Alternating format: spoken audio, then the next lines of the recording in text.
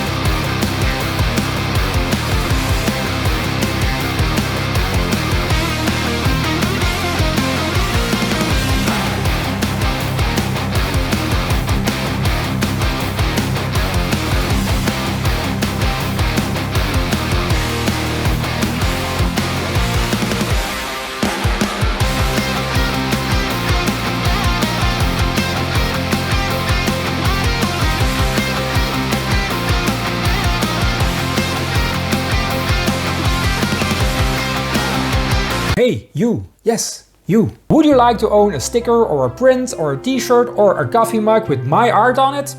Well, from now on, that's possible. I opened a webshop on Redbubble. Redbubble is a global online marketplace for print-on-demand products based on user-submitted artwork. So I upload my art and they will print it for you on a wide range of cool products and gadgets. This way you can get yourself some original designs and support me as an artist at the same time. I've put a link in the description if you want to take a look, but you don't have to if you don't want to. I'm already very honored that you are here watching my video.